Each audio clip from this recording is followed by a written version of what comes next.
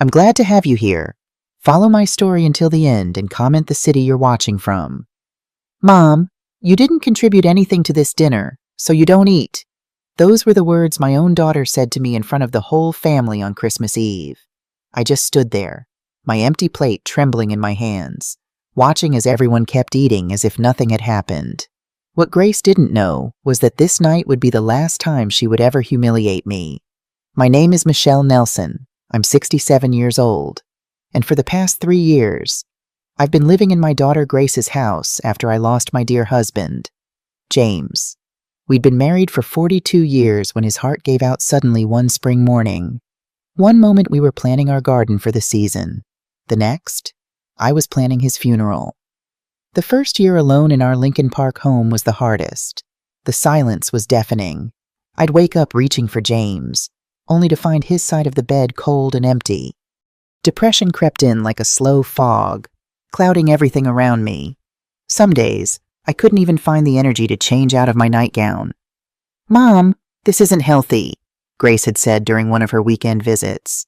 Concern etched across her face as she noticed the pile of unopened mail on the kitchen counter. You can't keep living like this. I remember looking around the home James and I had shared for 4 decades and feeling nothing but emptiness. The walls that once contained our laughter now echoed with silence. Why don't you come live with us? Grace had suggested, her voice gentle as she held my hand. We have plenty of space, and Emma and Ethan would love having their grandma around all the time. Her husband, Caleb, had nodded enthusiastically from across the room.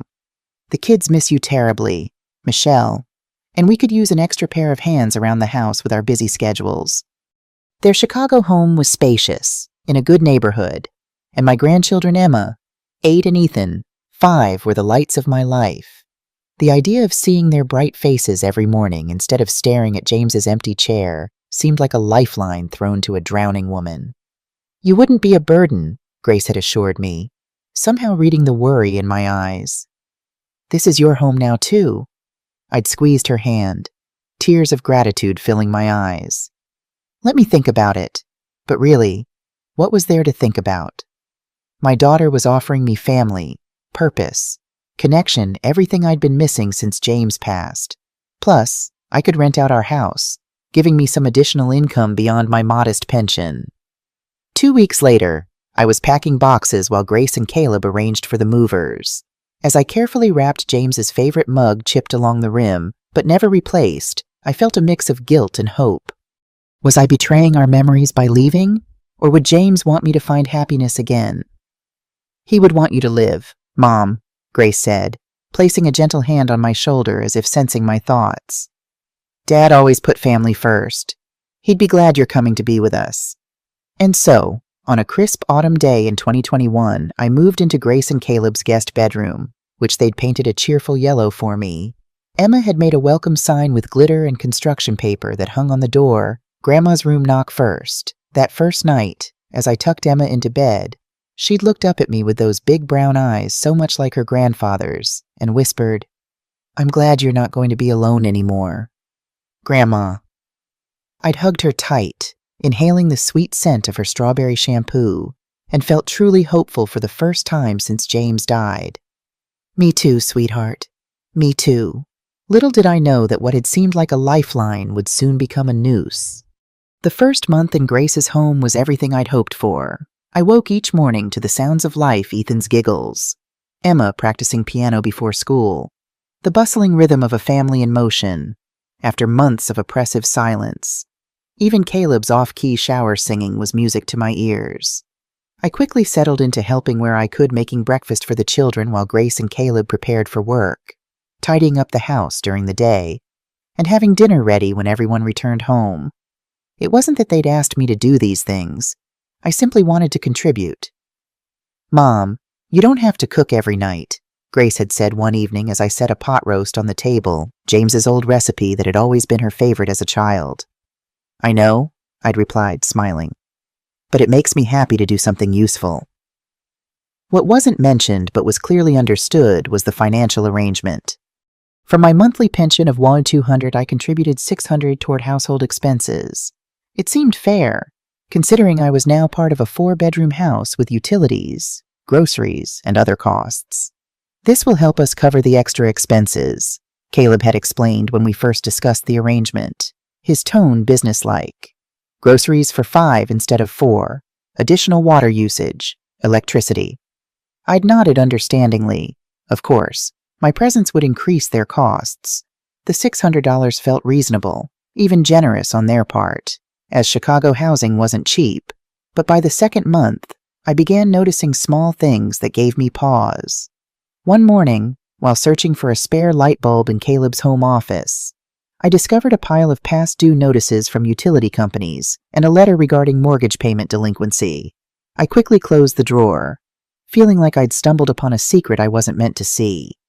That evening, I overheard Grace and Caleb in their bedroom, their hushed voices carrying through the thin walls. "We can't keep juggling like this. Grace," Caleb had said, frustration evident in his tone. "The credit cards are maxed out, and the bank called again today." "I know," Grace had replied, her voice strained. "But Mom's contribution helps. At least we can pay the minimum payments now. If she knew how bad things are—" "She can't know," Grace had interrupted firmly. "She'll worry herself sick, and she's just starting to look happy again. Besides, it's just temporary until you find something new." My heart had sunk into my stomach. Caleb was unemployed. Grace had told me he was between projects as a software developer. But the way they were talking suggested this wasn't a planned transition, but a job loss, and one that had happened some time ago. The next day, Grace's friend Sophie came over for coffee while I was folding laundry in the living room. I wasn't trying to eavesdrop, but their conversation in the kitchen carried. "How's it going with your mom living here?" Sophie had asked. Grace's sigh was audible even from where I sat. "It's an adjustment. She means well. But having someone else in our space all the time—" "But the financial help must be nice," Sophie had replied, lowering her voice slightly but not enough. "Especially with Caleb's situation." "God, yes. Her pension is literally keeping the lights on right now. We couldn't have made last month's mortgage payment without it." I'd sat frozen, a pair of Ethan's dinosaur socks in my hands, my chest tightening. So I wasn't a welcome addition to their home. I was a financial necessity. A walking, talking pension check. That evening at dinner, I'd studied my daughter's face as she laughed at something Ethan said, searching for signs of the resentment I'd heard in her voice earlier. But she seemed perfectly normal, affectionate even, refilling my wine glass without being asked. Was I imagining things overreacting to a private moment of frustration that any family might have? My doubts might have faded if not for what happened the following week. I was returning from a walk around the neighborhood when I met Jennifer Phillips, their next-door neighbor, bringing over a casserole. "Oh, Michelle, how nice to see you settling in," she'd said warmly. "I made this for your family when I heard about Caleb losing his job at TechForge. 3 months without work must be so stressful." I'd managed to thank her while maintaining a neutral expression, but inside, my mind was racing. 3 months Caleb had been unemployed since before I'd moved in, which meant Grace had invited me to live with them knowing they needed my pension, not because they were concerned about my loneliness. That night, I lay awake staring at the ceiling, a familiar heaviness settling over me. The room that had felt like a fresh start now seemed like a cleverly disguised trap. Was I being used by my own daughter? The thought was too painful to bear. But in the morning light, as I helped Ethan tie his shoelaces and watched Emma carefully arrange her books in her backpack, I pushed my doubts aside. These were my grandchildren, my family. Even if Grace and Caleb needed my financial help, wasn't that what family was for, to support each other through difficult times? I decided to give them the benefit of the doubt. Maybe they'd been embarrassed to admit their financial troubles. Maybe they genuinely wanted me here. And the money was just an added benefit. I would wait and watch, I told myself. After all, I had nowhere else to go. By the 6th month of living with Grace and Caleb, things had begun to change in subtle but unmistakable ways. Caleb had finally found a new job as a project manager at a smaller tech firm. The position paid less than his previous role, but it was enough to ease some of the financial pressure. I'd expected this would improve the atmosphere in the house, perhaps even allow me to reduce my monthly contribution. Instead, the opposite happened. "Mom," Grace said one evening after the children had gone to bed, "Caleb and I were looking at our expenses, and we think we might need to adjust our arrangement." We were sitting at the kitchen table, the remnants of dinner still visible on the countertops. Caleb nodded solemnly beside her, his fingers steepled in front of him like a business executive preparing to close a difficult deal. "Of course," I replied, my stomach already nodding. "What did you have in mind?" "Well," Grace continued, not quite meeting my eyes, "the cost of everything has gone up so much lately. Groceries, utilities, the children's activities." "We were thinking $800 might be more appropriate," Caleb interjected smoothly. "Considering market rates for a room in this neighborhood, it's still quite reasonable." I stared at them, trying to process what was happening. My pension was only $1.02. After giving them $800, I'd have just $400 for my medications, cell phone, personal items, and any small pleasures that made life worthwhile. "That's quite an increase," I said carefully, not wanting to create tension. "Would it be possible to discuss a more moderate adjustment?" Grace and Caleb exchanged a look I couldn't quite interpret. "Mom," Grace said, her tone shifting to something colder, "we've done the calculations. This is what it costs to have another adult in the house. We're not a charity." The words stung like a physical slap. Not a charity. As if I were some stranger asking for handouts. Not her mother who had worked 2 jobs to put her through college, who had sacrificed vacations and new clothes and small luxuries so she could have dance lessons and summer camps and the expensive graphing calculator she'd needed for advanced math. "I understand," I said finally, my voice steady despite the tremor I felt inside. "I'll make it work." And I did, though it meant cutting back on my blood pressure medication, taking half doses some days to stretch the prescription further. It meant no more small gifts for the grandchildren, no new clothes when mine became worn, no books from the second-hand store that had been my small indulgence. What hurt more than the money, though, was how Caleb's attitude toward me transformed once he was employed again. The respectful, solicitous son-in-law disappeared, replaced by someone who barely acknowledged my presence. He began referring to me in the third person even when I was in the room. "Is she joining us for dinner?" he would ask Grace, though I was standing right there. "Does she need a ride to her doctor's appointment, or can she take the bus?" I became she and her, a fixture in the house rather than a person, and certainly not the mother of his wife, the grandmother of his children. Grace's behavior changed too, though more subtly. Small courtesies began to disappear. No one saved me a portion of dessert if I wasn't at the table when it was served. My laundry was left in the washing machine, damp and wrinkled, if I didn't move it to the dryer immediately. The television volume was turned up to near-deafening levels when I tried to read in the adjacent room. One Saturday, I came downstairs to find the house empty, a hastily scribbled note on the counter. "Went to the water park with the Johnsons, back tonight." They had taken the children on a family outing without even telling me, let alone inviting me along.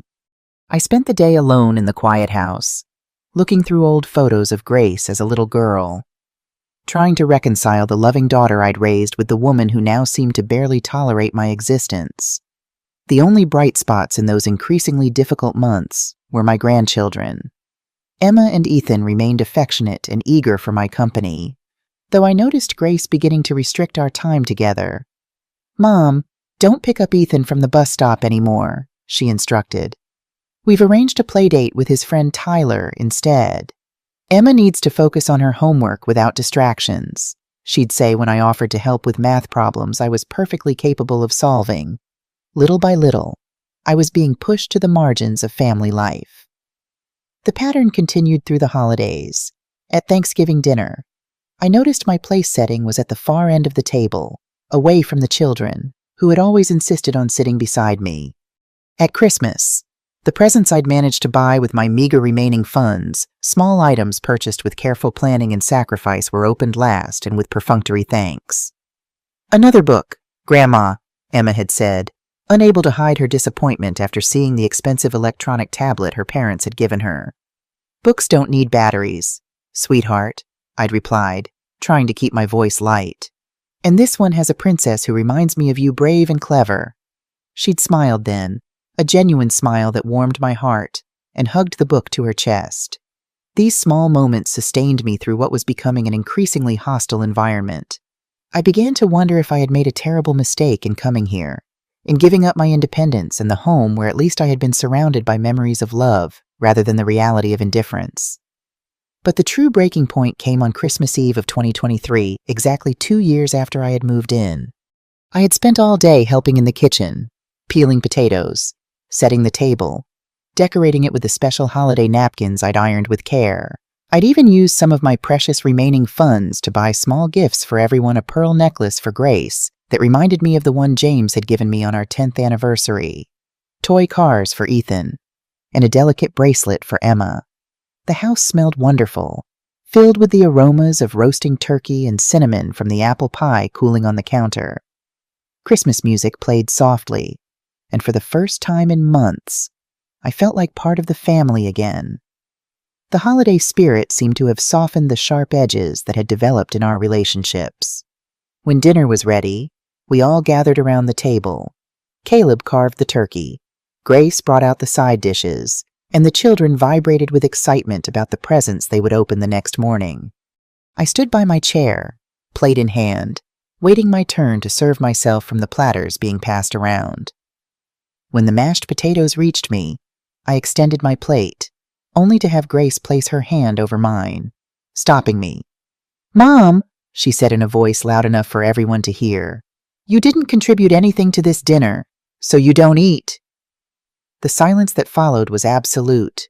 Even the Christmas music playing in the background seemed to fade away as the impact of her words sank in. "But I helped prepare everything," I said, my voice barely above a whisper, shock making it difficult to form words. "I was in the kitchen all day." "Helping isn't paying, Mom," Grace replied coolly, not meeting my eyes. "Caleb bought the turkey. I paid for the vegetables, the wine, everything.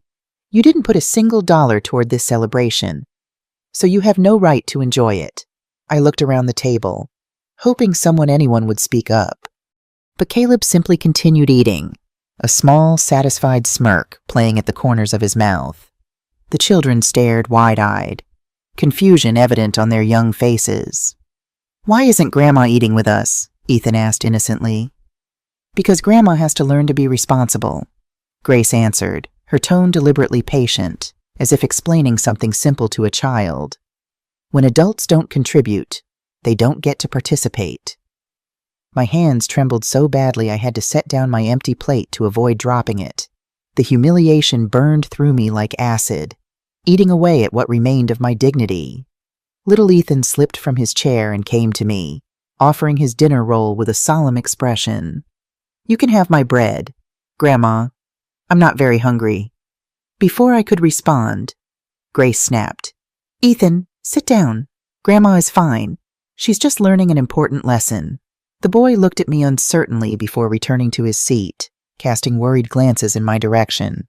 I stood frozen for another moment, watching as my family continued eating as if nothing extraordinary had happened, as if they hadn't just denied food to the woman who had given birth to their mother, who had loved them unconditionally, who had contributed not just money, but time and care and love to their household.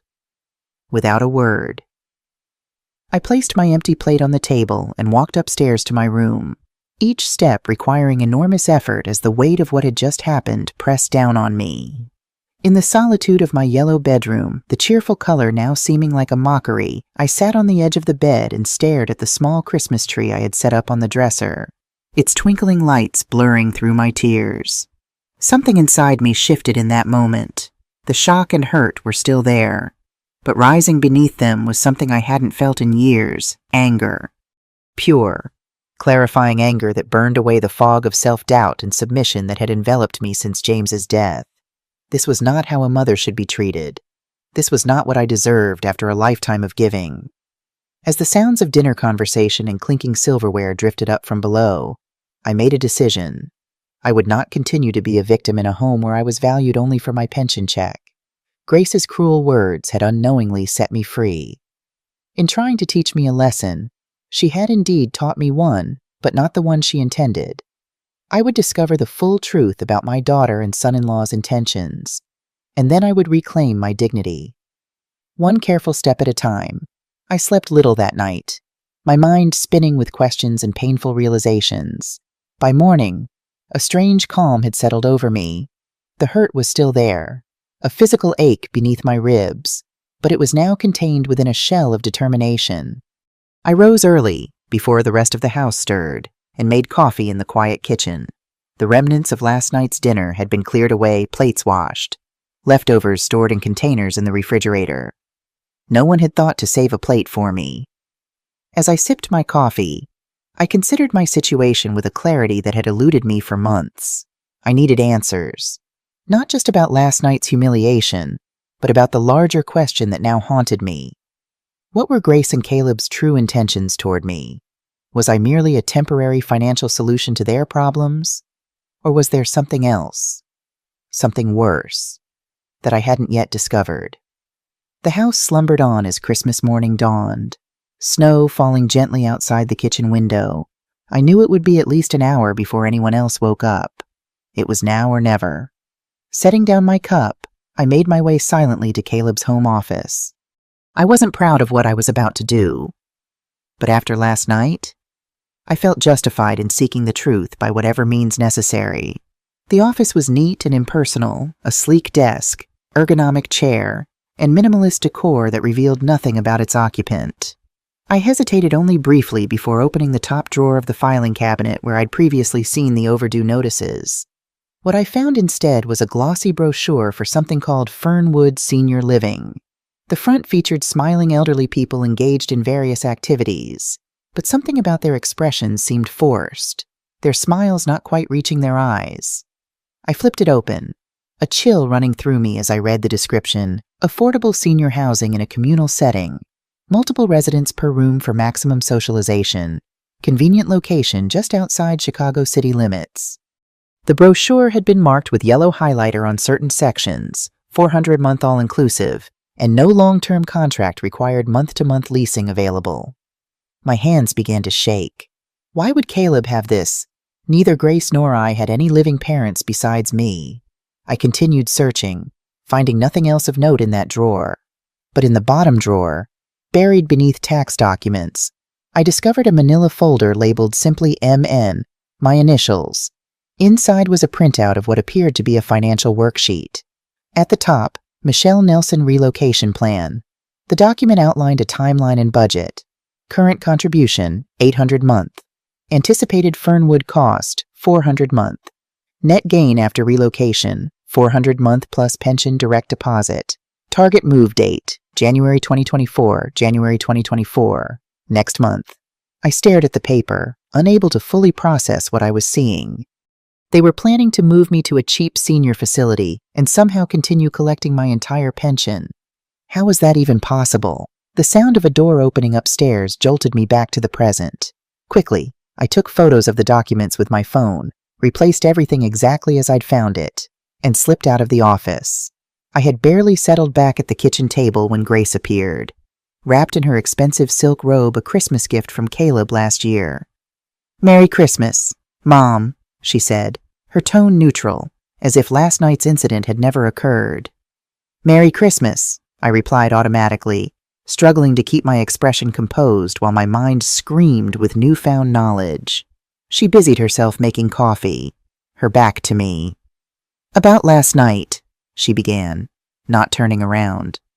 "I may have been a bit harsh. The holidays are stressful, and I wasn't feeling well.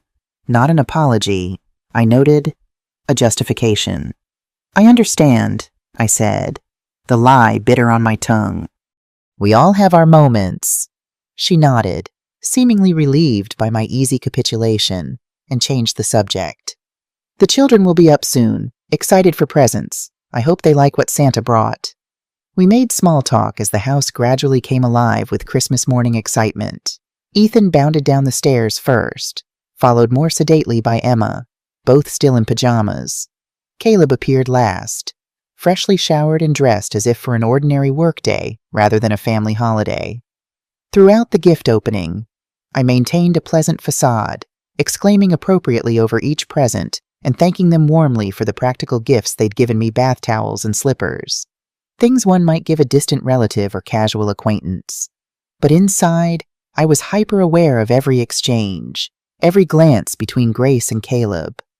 When he whispered something in her ear that made her nod slightly in my direction, I wondered if they were discussing their relocation plan for me. Later that afternoon, while the children played with their new toys and Grace and Caleb were occupied in the kitchen preparing Christmas dinner to which, notably, I had not been invited to help, I slipped upstairs to my room and searched Fernwood Senior Living on my phone. The results made my blood run cold. The facility's official website showed the same smiling seniors from the brochure, but online reviews told a different story. "Understaffed and neglectful," wrote one reviewer whose mother had stayed there. "4 people crammed into tiny rooms with no privacy," said another. "Had to move my father out after finding him in the same clothes for 3 days." I scrolled through review after scathing review, my horror growing. This wasn't just an affordable senior living option. It was by all accounts a neglectful, overcrowded facility where people warehoused elderly relatives they didn't want to care for properly. And this was where my daughter planned to send me in just a few weeks. But how could they continue collecting my pension? That question nagged at me as I continued my search. The answer came when I remembered something from shortly after I'd moved in. Grace had asked me to sign some paperwork for the bank. Just routine stuff so I can help you manage your finances if needed. She'd explained. I'd signed without reading carefully, trusting my daughter implicitly. Had I unknowingly given her power of attorney access to my accounts, I checked my online banking app, something I rarely did since Grace had offered to simplify my finances by handling bill payments for me. The most recent statements showed regular withdrawals labeled household contribution, but they were for $900, not the $800 I thought I was paying. They were already taking more than we'd agreed upon.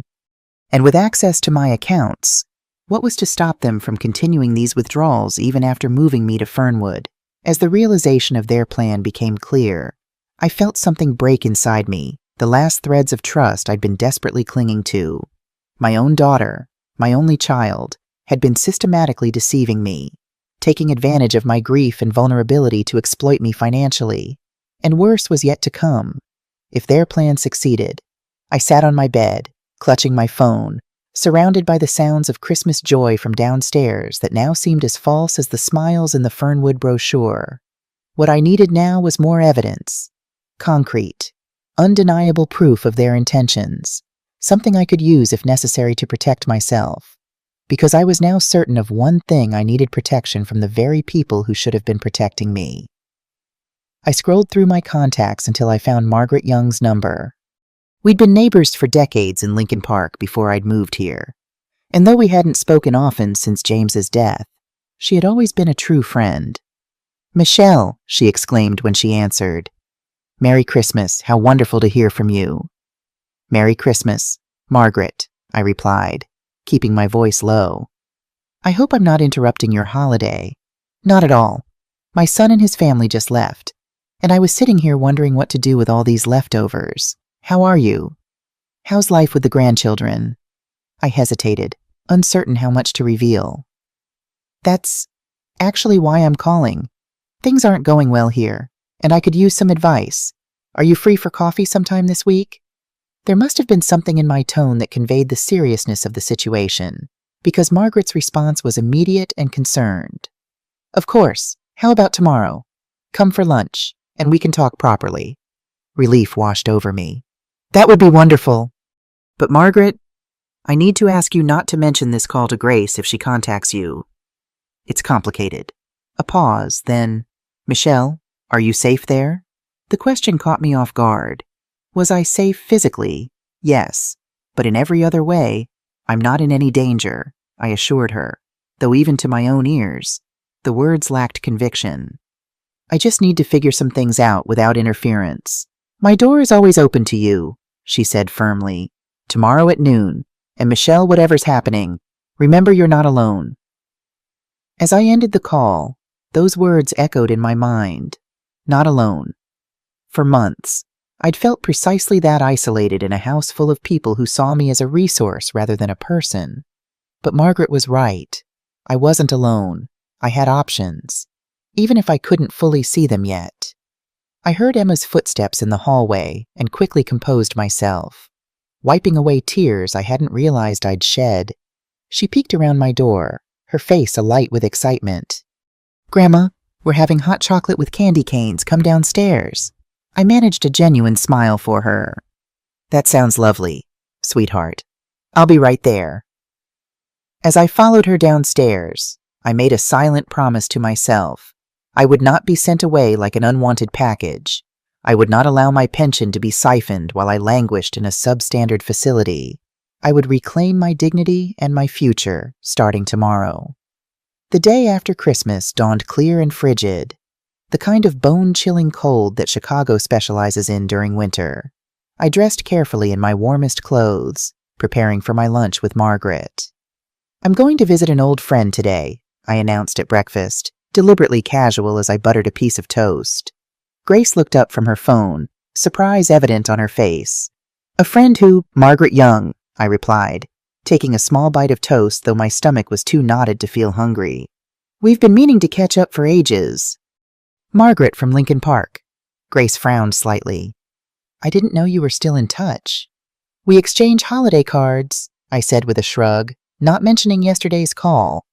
"She invited me for lunch." Caleb, scrolling through something on his tablet, didn't bother looking up.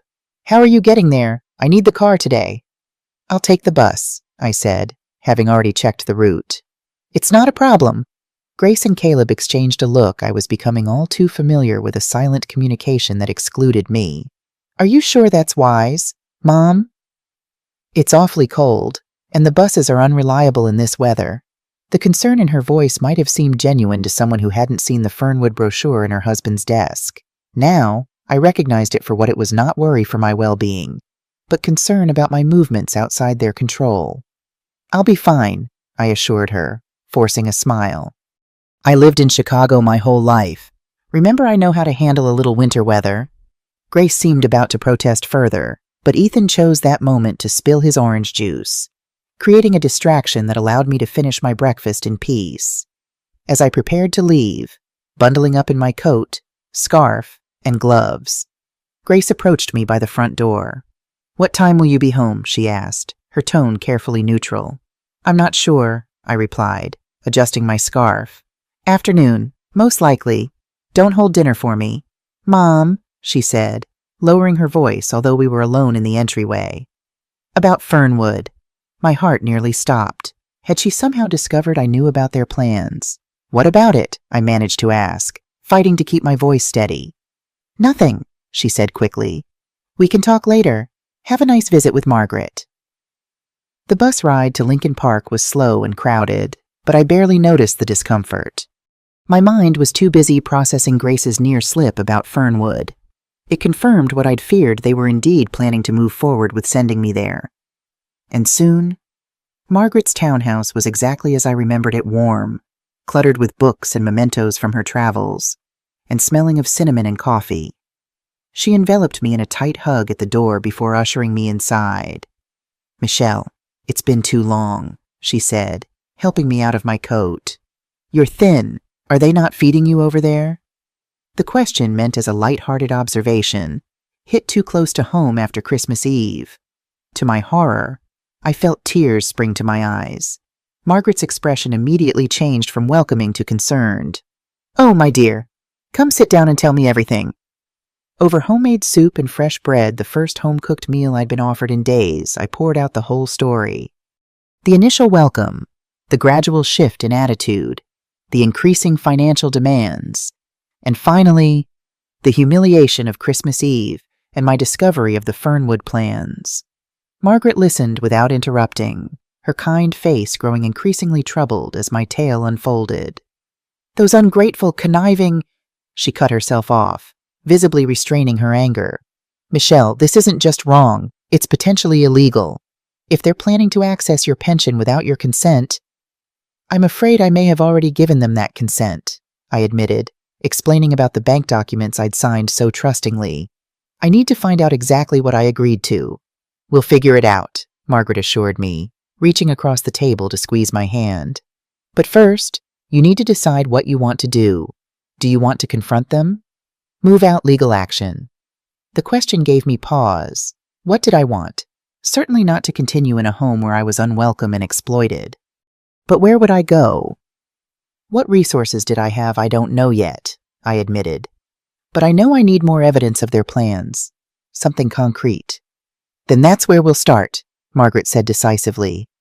When you go back today, keep your eyes and ears open. Look for anything related to Fernwood or your finances. And Michelle, her expression turned solemn. Be careful. People who are capable of treating family this way might not react well if they realize you're onto them. I nodded, understanding her concern. I've gotten good at pretending everything is fine. You shouldn't have to pretend in your own home, Margaret said softly, a sadness in her eyes that matched my own. This isn't what James would have wanted for you. The mention of my late husband brought fresh tears to my eyes.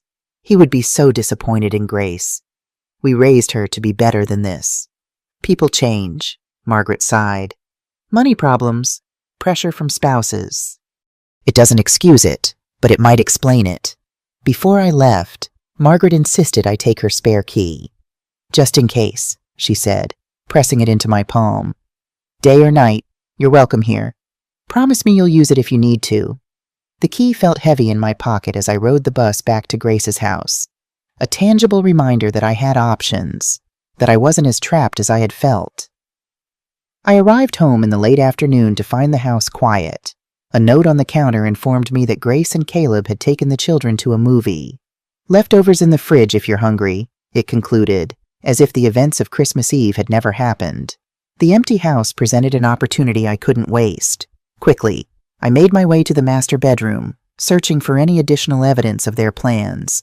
I found nothing in the obvious places: dresser drawers, bedside tables, closet shelves. Just as I was about to give up, I noticed a stack of mail on Grace's vanity. Beneath a department store catalog was an envelope from a law firm I didn't recognize. I hesitated only briefly before carefully opening it. Inside was a letter confirming an appointment on January 3rd to discuss the power of attorney modification as requested. Attached was a draft document that made my blood run cold, a revised power of attorney giving Grace complete control over all my financial affairs, including decisions regarding residence and care facilities. This was worse than I'd imagined. They weren't just planning to send me to Fernwood. They were preparing legal documents that would strip me of any say in the matter. I photographed the letter and documents with my phone, then carefully resealed the envelope and returned it exactly as I'd found it. As I did so, I noticed a leather-bound book partially concealed beneath Grace's sweater, a journal. Its maroon cover embossed with her initials. I knew I shouldn't. Reading someone's private thoughts crossed a line, even under these circumstances. But something compelled me to open it, to seek understanding of how my daughter had become someone I no longer recognized. The most recent entry was dated December 23rd, just 2 days before Christmas. Mom is becoming more difficult, she had written, constantly asking about our finances, as if it's any of her business how we spend our money. Caleb says we need to accelerate the Fernwood plan before she gets suspicious. His sister Christina visited the place last week and says it's basic but clean, and most importantly, affordable. The hardest part will be convincing her it's temporary. Caleb suggested telling her the house needs major repairs and isn't safe for her to stay during construction. I think she'll believe that she's become so passive since Dad died. I feel guilty sometimes, especially when I see how good she is with the kids. But then I remember how we struggled financially while she and Dad lived so comfortably. All those years of hearing we can't afford it when I needed things for school, while they took vacations and renovated the house. Now it's our turn to be comfortable, and her pension is part of that equation. I closed the journal, feeling physically ill. The distorted version of the past Grace had constructed to justify her actions bore no resemblance to reality. James and I had lived modestly, saving carefully for retirement. The vacations had been occasional weekend trips to Michigan. The renovations had been necessary repairs to aging plumbing and electrical systems.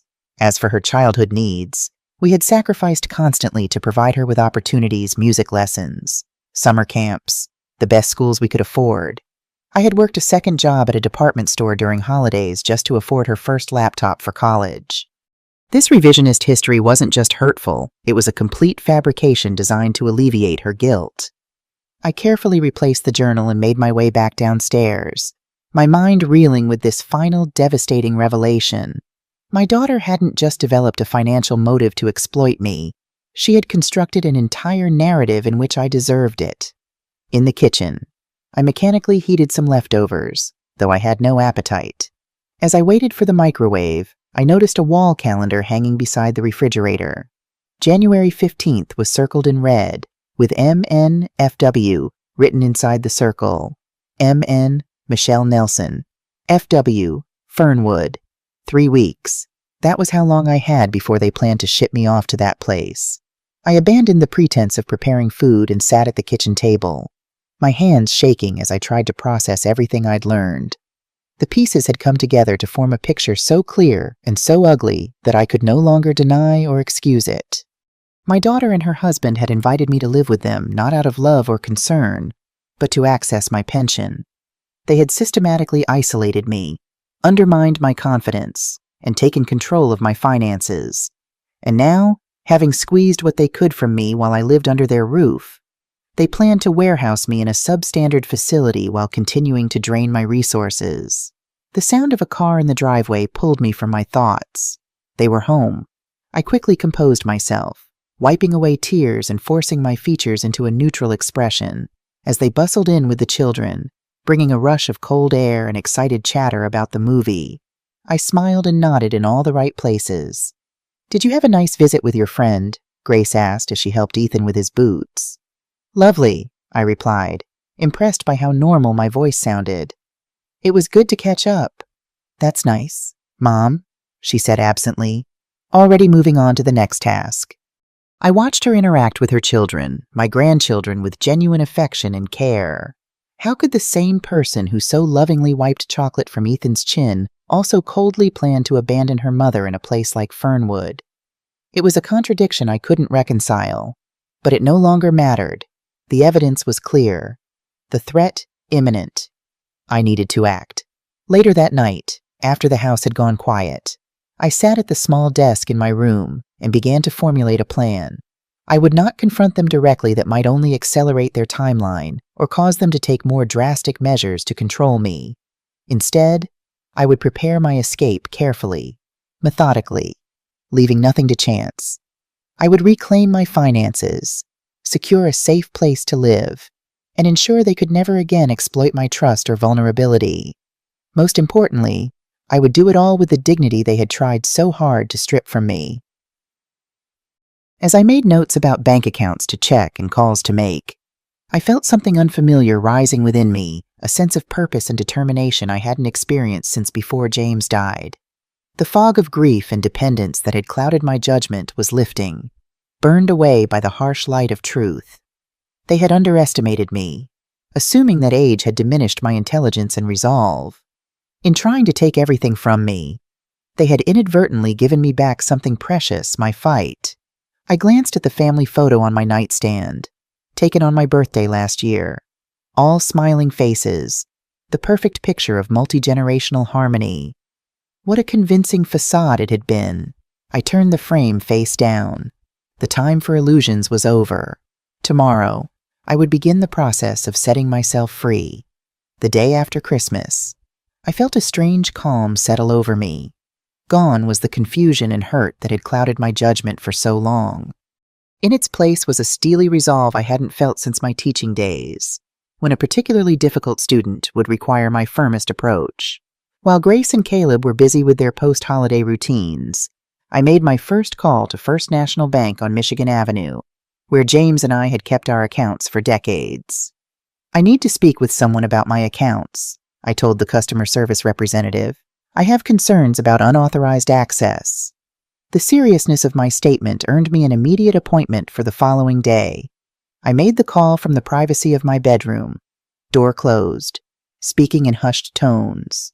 Paranoia, perhaps, but necessary, given what I now knew. That night at dinner, I maintained my facade of normalcy. I complimented Grace on the leftover turkey casserole, asked Ethan about his new toys, and listened to Emma describe the book I'd given her, the one possession of mine she seemed to genuinely value.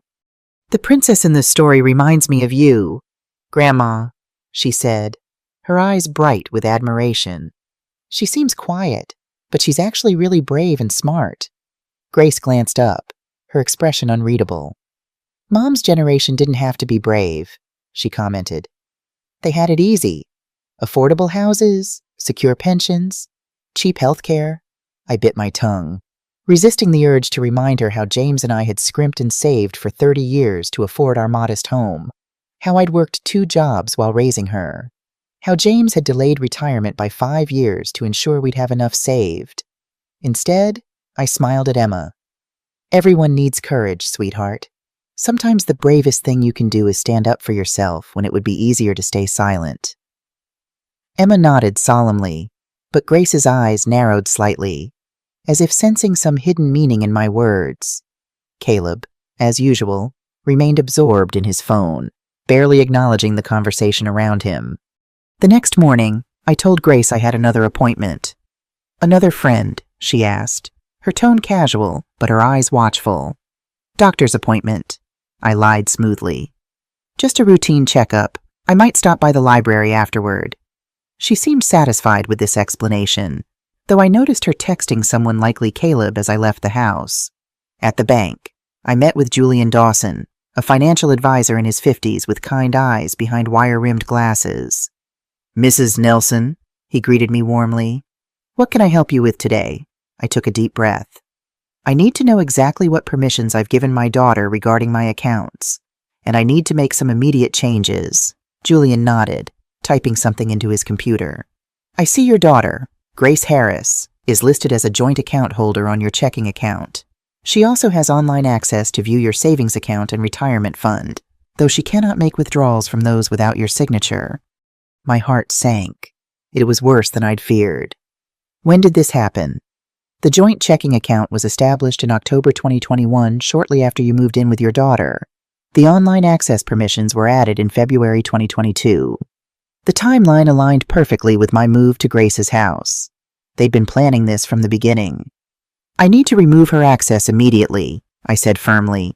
"All of it, and I need to open a new account, in my name only, where my pension will be deposited going forward." Julian looked concerned. "Mrs. Nelson, is everything all right?" "These are significant changes." I hesitated, unsure how much to reveal. "My daughter and I have different ideas about how my finances should be managed," I said finally. "I need to ensure my money is being used as I intend." He nodded, asking no further questions, for which I was grateful. Over the next hour, we methodically undid the financial web Grace and Caleb had spun around me. We closed the joint checking account after transferring my remaining balance to a new account in my name only. We changed all online banking passwords and security questions. We set up direct deposit for my pension to go to the new account, starting with the January payment. We put a security alert on my credit report to prevent any new accounts being opened in my name. We verified that my life insurance policy still listed Grace as beneficiary, as I intended, but confirmed no loans had been taken against it. "Is there anything else we can help you with?" Julian asked as we completed the paperwork. "Yes," he said, thinking of the power of attorney document I'd discovered. "I need to understand what legal documents I've signed regarding my finances or care decisions." Julian checked his records again. "We have a basic power of attorney on file, giving your daughter authority to conduct banking transactions on your behalf in case of incapacitation. It was signed in November 2021. But nothing more extensive. Nothing about healthcare decisions or living arrangements. No, ma'am, not through our institution." Relief washed over me. The new power of attorney document I'd found in Grace's mail hadn't been executed yet. I was still legally in control of my own decisions. "I'd like to revoke that power of attorney," I said decisively. As I left the bank with a folder containing my new account information and copies of all the changes I'd made, I felt a weight lifting from my shoulders. Step 1 complete. My finances were secure, or would be, once my next pension payment arrived in the new account. Now for Step 2, finding a place to live. I took a bus to Lincoln Park, to the neighborhood where I'd spent most of my adult life. Walking those familiar streets brought both pain and comfort memories of James at every corner, but also a sense of belonging I'd lost in Grace's house. Our old home was occupied by tenants now, the rental income going into an account Grace had helped me set up, another financial stream I'd need to reclaim. But that could wait. For now, I needed somewhere immediate and affordable. I found myself outside Margaret's townhouse without consciously planning to go there. She opened the door in gardening clothes, dirt smudging her cheek. "Michelle, what a surprise. Come in, come in." Over tea at her kitchen table, I told her about my bank visit. Her approval was evident in her smile. "Good for you," she said firmly. "Now what's next in your escape plan?" "I need somewhere to live," I admitted. "Somewhere I can afford on my pension after I leave Grace's house." Margaret's expression turned thoughtful. "You know, Michelle, I've been rattling around in this place alone since Arthur passed. The stairs are getting harder on my knees, and I've been thinking about converting the ground floor into a separate apartment for rental income." She paused, studying my face. "But maybe, instead of a stranger, I could have a friend living here. Someone I trust. Someone who might help with the occasional grocery run or keeping an eye on the place when I visit my sister in Florida." "Margaret," I said carefully, not wanting to misunderstand, "are you offering me a place to stay?" "I'm proposing a mutually beneficial arrangement," she corrected with a smile. "You need affordable housing. I need company and occasional assistance. The ground floor has that small bedroom and half bath. We could share the kitchen. I'd ask for modest rent, well below market rate." It seemed too perfect, too convenient a solution to appear just when I needed it most. "I can't impose on you like that," I protested weakly. "Nonsense," Margaret replied briskly. "I've been meaning to do this conversion for ages. You'd be doing me a favor, giving me the push I need. And it would be temporary until you decide what you want long term." By the time I left Margaret's house that afternoon, we had a tentative agreement. She would begin clearing out the ground floor room immediately, and I would move in as soon as I was ready to leave Grace's house, which, given the January 15th date circled on their calendar, needed to be soon. But I wasn't quite ready. There was one more thing I needed irrefutable proof of their plans. Something so concrete that they couldn't deny or explain it away when the confrontation inevitably came. I found my opportunity 2 days later. Grace and Caleb both worked from home most days, but on Thursdays, Caleb had in-person meetings at his office downtown. With Grace focused on a virtual conference in her home office, the house was quieter than usual. I knocked softly on Grace's office door during what I knew would be her lunch break. "Mom," she looked up from her salad, irritation flashing briefly across her face. "I'm in the middle of something." "I'm sorry to disturb you," I said, infusing my voice with the apologetic tone she'd come to expect. "But there's something wrong with the shower in my bathroom. The water's barely lukewarm." She sighed heavily. "Did you check if someone was running the dishwasher? You know that affects the hot water." "The dishwasher isn't running," I sassy said. "Could you take a look? I'm worried there might be something wrong with the water heater." Grace glanced at her computer screen, clearly reluctant to step away. "Can it wait until after my meeting? I have participants joining from 3 time zones." "Of course," I said, adding hesitantly, "though I was hoping to shower before my doctor's appointment this afternoon." With another dramatic sigh, Grace stood up. "Fine, let me take a quick look." As she headed upstairs to inspect the perfectly functional shower, I slipped into her office. Her laptop sat open on the desk, still logged in. I had perhaps 5 minutes before she'd discover my ruse. Working quickly, I searched her email for Fernwood. The results appeared immediately, a folder labeled Mom Fernwood, containing dozens of messages. I clicked on the most recent, dated just yesterday, from Christina Mitchell to Grace. "Spoke with the Fernwood administrator today. They can definitely take her on January 15th as planned. They have a bed available in the 4-person room we looked at during our tour. $400 a month is quoted, though there may be additional fees for certain services. Attached is the intake paperwork they need completed ASAP." Grace had replied, "Perfect." Caleb and I are still figuring out how to approach it with her, thinking we might tell her it's temporary while we renovate the bathroom in her room. By the time the renovation would be complete, she'll hopefully be settled in there and less resistant to staying. The new POA should be finalized next week, so timing works perfectly. My hands shaking, I forwarded the entire email thread to my personal email account, along with several others from the folder that detailed their plans. I had just closed the email program when I heard Grace's footsteps on the stairs. I quickly moved away from her desk and pretended to be examining a family photo on the bookshelf when she entered. "There's nothing wrong with your shower," she said accusingly. "The water is plenty hot." "How strange," I murmured, feigning confusion. "It was cold earlier. Perhaps it's fixed itself." Grace's eyes narrowed suspiciously, but her phone chimed with a meeting reminder before she could question me further. "I have to get back to my conference. Please don't interrupt again unless it's an actual emergency." "Of course, dear. Sorry for the false alarm." As I closed her office door behind me, a strange mixture of emotions washed over me. Triumph at having secured the evidence I needed, vindication that my suspicions had been correct, but also a profound sadness that it had come to this sneaking around, gathering evidence against my own daughter as if preparing for a court case. But that evidence had given me something invaluable certainty. There was no room for doubt now, no possibility that I was overreacting or misunderstanding.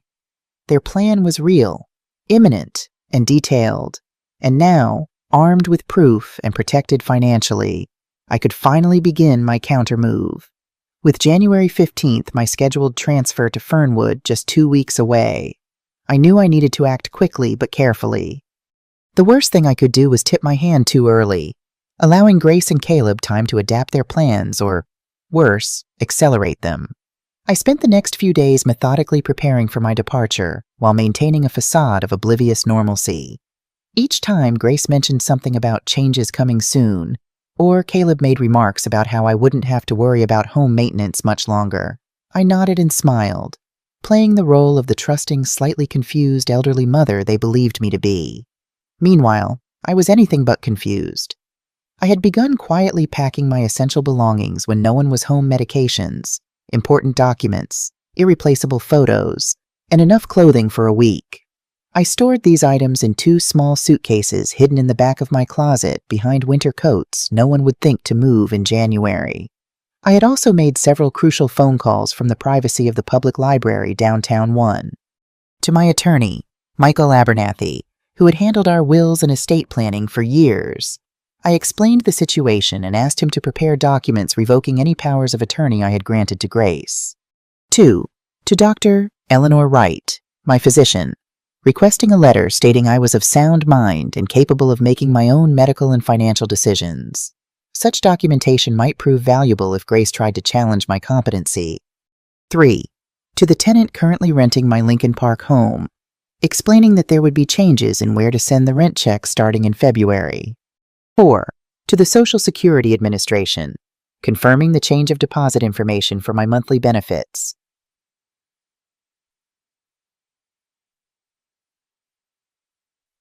Each call was a strand in the safety net I was weaving for myself, a protection against the free fall Grace and Caleb had planned for me. The most difficult preparation, however, was emotional rather than practical. I had to accept that my relationship with my daughter was fundamentally broken, perhaps beyond repair. The Grace who had once brought me dandelions from the yard and cried on my shoulder after her first heartbreak was gone, replaced by someone I barely recognized. "You need to decide how much contact you want with her after you leave," Margaret advised during one of our planning sessions at her house. "And with the grandchildren, of course." The grandchildren. My heart ached at the thought of Emma and Ethan. They were innocent in all this, yet I would be disappearing from their daily lives. Would Grace poison them against me once I was gone? Tell them Grandma had abandoned them. "I want to maintain a relationship with Emma and Ethan," I said firmly. "But I can't predict how Grace will react when she realizes what I've done." Margaret nodded thoughtfully. "You might need to prepare a letter for them, something they can read when they're older, explaining why you left and that it had nothing to do with them." It was good advice. That night, I began drafting 2 letters, one for each grandchild to be given to them when they were old enough to understand. I wrote of my love for them, my reasons for leaving, and my hope that we would remain connected despite the circumstances. I sealed these in envelopes labeled with their names and tucked them into my suitcase alongside a small gift for each: my mother's pearl earrings for Emma and James's pocket compass for Ethan. As the days passed, I noticed Grace watching me more closely, as if sensing something had changed. One evening, as I helped Emma with her homework at the kitchen table, Grace observed us from the doorway with an unreadable expression. "You seem different lately, Mom," she said when Emma had gone upstairs to bed. "More, I don't know. Alert, energetic," I offered a non-committal smile. Perhaps it's the new vitamin supplement Dr. Wright recommended?" Grace's eyes narrowed slightly. "When did you see Dr. Wright? I don't remember driving you to an appointment." "Margaret took me," I lied smoothly. "Last week, when you and Caleb were both working. I didn't want to bother you." "You should tell me about these appointments," she said, a hint of irritation in her voice. "I'm responsible for your care." The statement, delivered so casually yet with such presumption, might have once made me shrink back, apologetic and acquiescent. Now it only strengthened my resolve. "You're right," I replied mildly. "I'll be sure to keep you informed in the future." She seemed satisfied with my apparent submission, but as she turned to leave, she added, "By the way, Caleb and I want to talk to you this weekend about some changes we're considering for the house.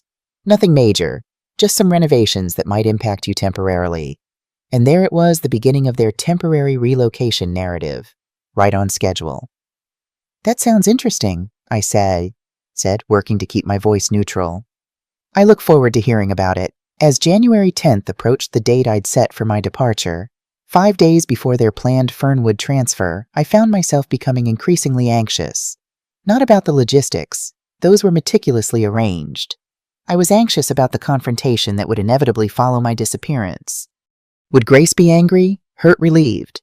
Would she try to track me down, either out of genuine concern or to regain control of my finances? How would Caleb react when he discovered I'd closed our joint accounts and redirected my pension? You can't control their reactions. Margaret reminded me during my final visit to her house before the move.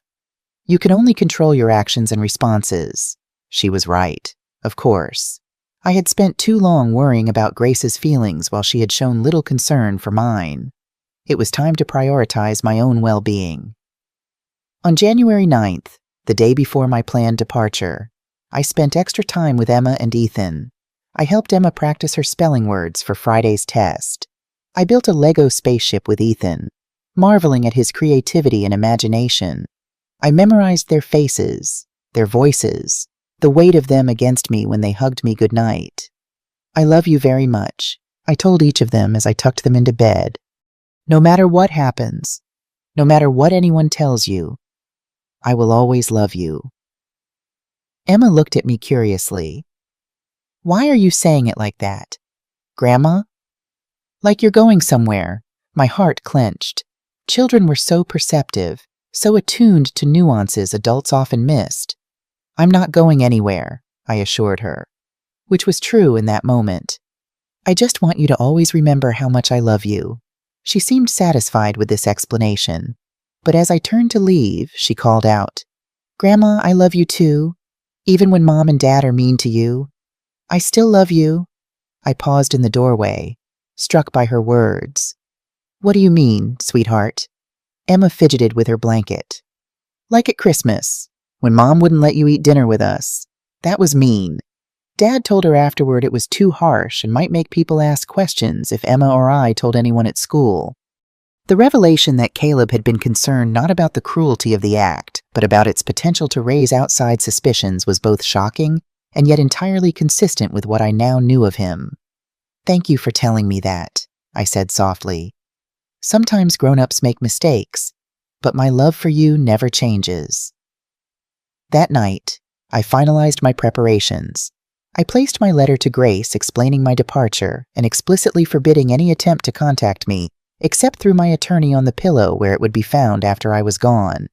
I checked my new phone, purchased with cash and known only to Margaret and my attorney, to ensure it was fully charged.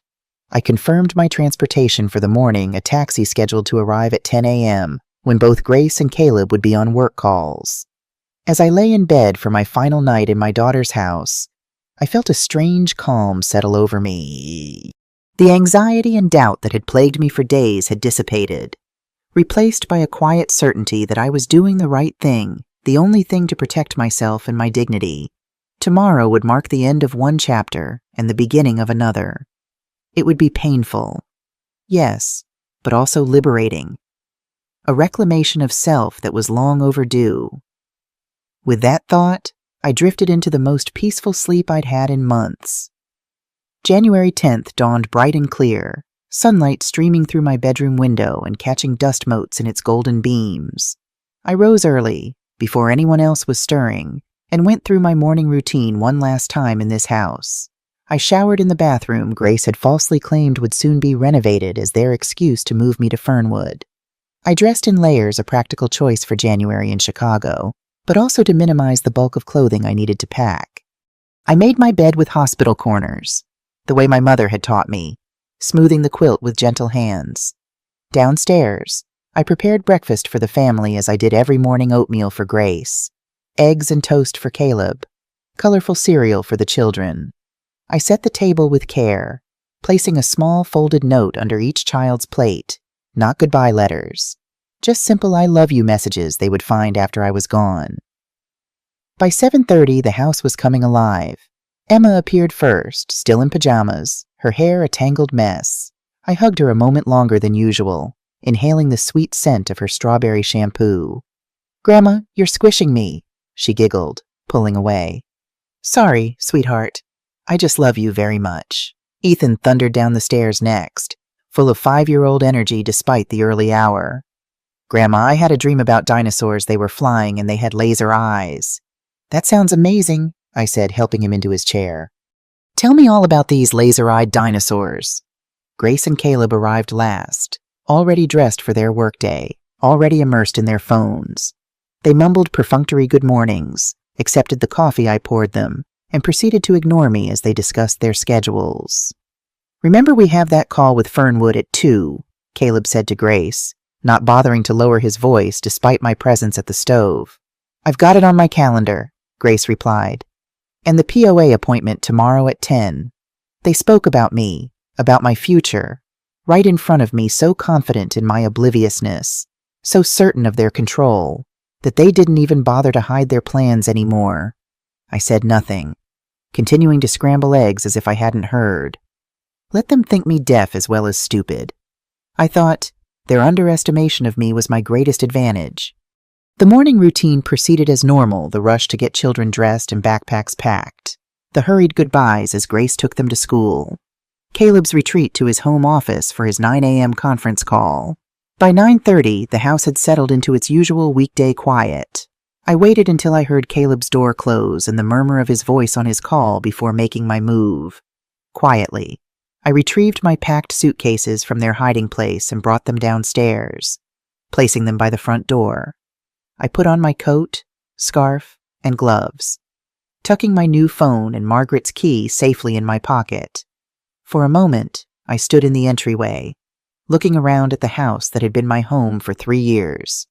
Despite everything, there were good memories here: Ethan's first steps across the living room floor, Emma learning to ride a bike in the driveway, bedtime stories and birthday cakes, and small moments of connection with my grandchildren.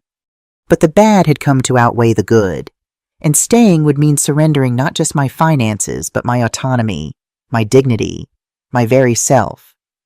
At precisely 10 a.m., my phone vibrated with a text from the taxi driver. "Outside when you're ready." I took one last look around, then picked up my suitcases and walked out the front door, closing it softly behind me. The taxi driver, a middle-aged woman with kind eyes, helped me place my luggage in the trunk. "Where to today?" she asked cheerfully. "Lincoln Park, please," I replied, giving Margaret's address. "I'm going home." As we pulled away from the curb, I resisted the urge to look back at the house. Instead, I focused on the road ahead, on the city passing by outside the window, on the future I was choosing for myself rather than the one that had been chosen for me. The ride to Margaret's took just over 30 minutes. She was waiting at the door when we arrived, rushing out to help with my bags despite my protests. "Welcome home," she said, hugging me tightly once we were inside. "How do you feel?" "Free," I replied honestly, "and terrified, and sad." "All at once." Margaret nodded understandingly. All normal reactions. Come on, let's get you settled. The ground floor room she had prepared for me was small but bright, with a freshly made bed, a comfortable armchair by the window, and a small desk. She had added touches that brought tears to my eyes, a vase of fresh flowers, a framed photo of James and me on our anniversary, a quilt she knew I'd admired from her collection. "Margaret, this is too much," I began, but she waved away my protests. "Nonsense. You do the same for me. Now, unpack and rest. I've made soup for lunch whenever you're ready." I spent the afternoon settling into my new space, arranging my belongings, and adjusting to the strange mix of freedom and disorientation that came with such a dramatic change. Margaret gave me space while remaining available, sensing my need for both solitude and support. Around 3 p.m., my new phone rang Michael Abernathy, my attorney.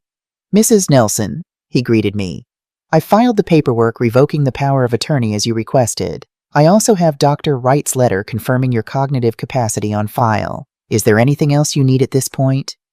"Not yet," I replied. "But I expect my daughter will react strongly when she discovers I've left. She may try to claim I'm incompetent or that I've been manipulated into leaving." "Let her try," Michael said confidently.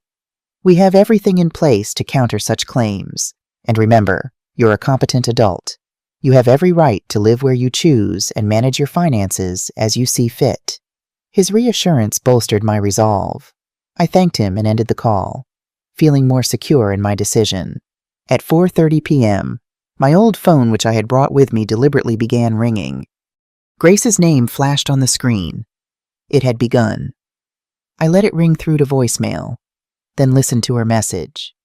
"Mom, where are you? I came home early and you're not here. Call me back immediately." Her tone was more irritated than concerned, as if I had inconvenienced her by not being where she expected me to be. 5 minutes later, another call, another voicemail. "Mom, this isn't funny. If you've gone somewhere, you need to tell me. I'm responsible for you. Call me back now." The calls continued, increasing in frequency and urgency. By 6 p.m., Grace's voice had shifted from annoyed to panicked. "Mom, please, we're worried sick.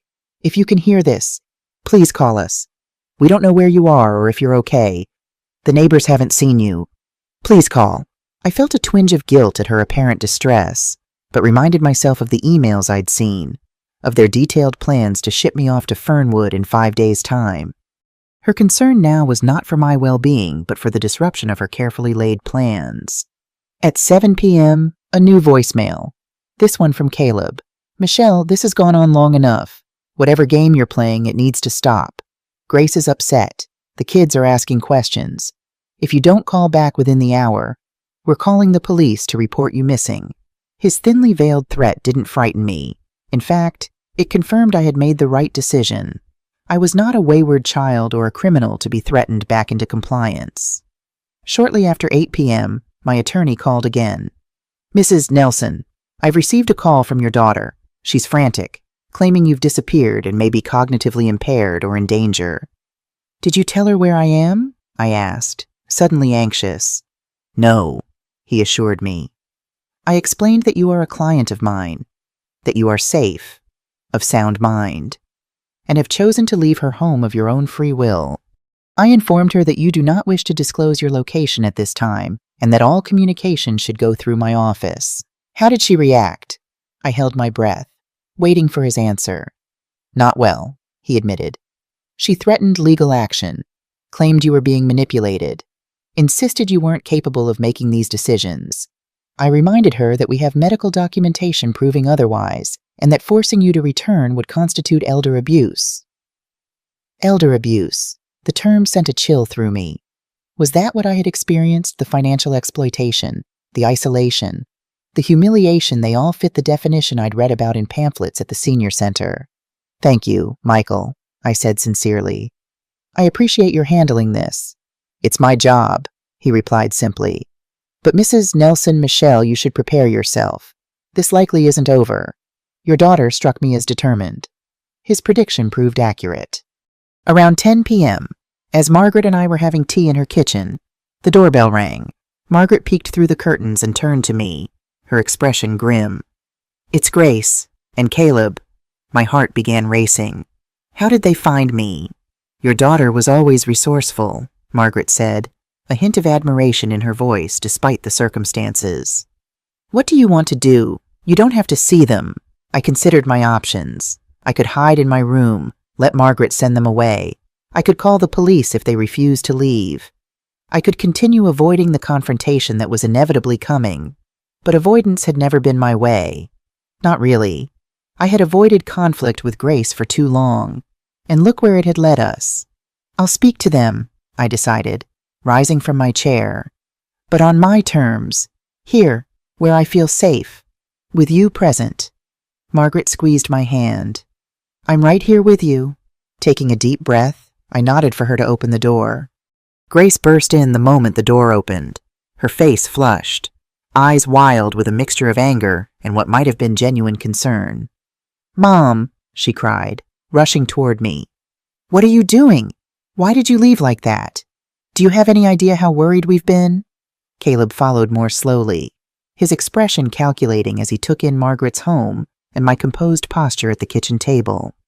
Hello, Grace, I said calmly, not rising to meet her. As you can see, I'm perfectly fine. Fine, fine! Her voice rose hysterically. You disappeared without a word. We thought you'd been kidnapped or had wandered off confused. We've been calling hospitals. Police. I left you a letter, I interrupted. On my pillow. Did you not find it? She faltered momentarily. That rambling note, Mom. It didn't make any sense. All that nonsense about Fernwood and us taking your money. It wasn't nonsense, I said quietly but firmly. It was the truth.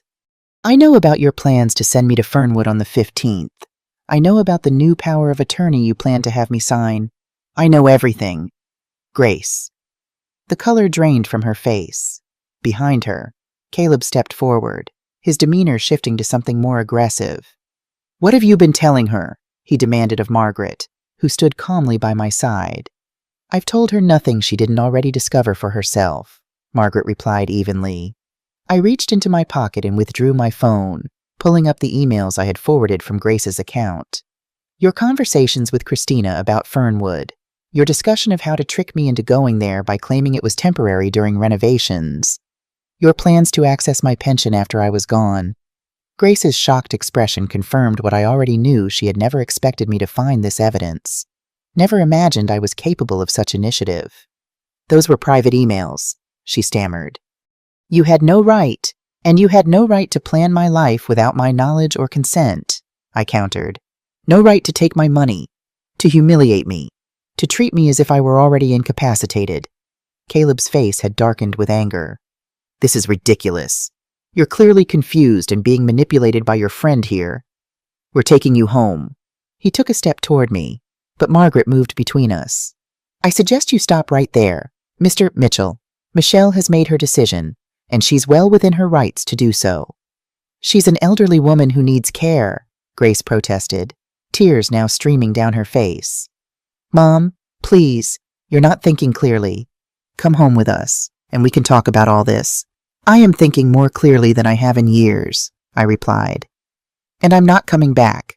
Grace, not to be shuttled off to Fernwood, not to have my pension drained, not to be treated like a burden rather than a mother.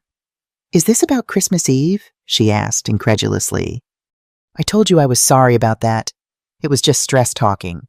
You can't throw away our family over one bad night. It wasn't one night, I say.